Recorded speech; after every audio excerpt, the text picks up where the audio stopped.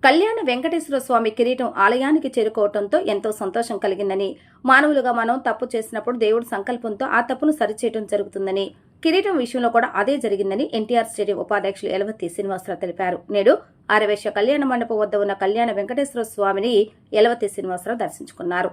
స్వామివారిని దర్శించుకున్న జరిగిన తప్పుకు మన్నించమని కోరుకుంటూ పూజలు నిర్వహించారు. అనంతరం ఆలయ పాలకవర్గ అధ్యక్షులు పోకూరి మోహన్ రావు యలవత్తి శ్రీనివాసరావుకు స్వామివారి ప్రసాదాన్ని అందజేయడం జరిగింది. ఈ సందర్భంగా యలవత్తి శ్రీనివాసరావు మాట్లాడుతూ, మానవులుగా మనం అనేక తప్పులు చేస్తూ ఉంటామని, ఆ తప్పుల్లో భాగంగానే కిరీటం తాకట్టు పెట్టే ఘటన జరిగిందని, జరిగిన తప్పును సరిచేసుకుని మరలా కమిటీ సభ్యులు కిరీటం విడిపించి స్వామివారికి బుధవారం నాడు సంప్రోక్షణ నిర్వహించి అలంకరిస్తానని చెప్పడం సంతోషాన్ని కలిగించిందని ఆయన అన్నారు. ఈ కార్యక్రమంలో మాజీ కౌన్సిలర్ వసంతవాడ పెద్ద దుర్గారావు మరియు భక్తులు పాల్గొనడం జరిగింది. అఖిలాండ కోటి బ్రహ్మాండ నాయకుడు, మరి కలియుగ ప్రత్యక్ష దైవమైనటువంటి శ్రీ వెంకటేశ్వర స్వామి దేవాలయానికి వచ్చి ఈ రోజున ఆయన దర్శించుకుని, గడిచినటువంటి 3-4 రోజులుగా అనేకమైనటువంటి పరిణామాలు జరిగినాయి.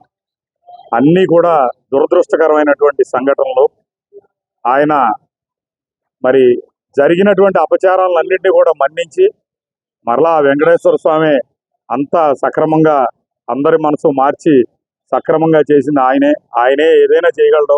ఆయన వల్లే ఈ జగత్తంతా నడిపేటటువంటి మరి అటువంటి ఆయనకి అపచారం జరిగిన మాట వాస్తవమే. ఆ అపచారాన్ని వెంటనే సరిదిద్ది కమిటీ కూడా ఎటువంటి చిన్న పొరపాట్లు జరిగినాయి అవన్నీ ఎవరో కూడా కావాలని చేసినాయి కాదు, అనుకోకుండా జరిగినాయి. ఏదేమైనప్పటికీ అంతా సక్రమంగా జరిగి ఆయన యొక్క కిరీటం మరలా ఆయన శిరస్సుని అధిరోహిస్తూ ఉంది. చాలా సంతోషం.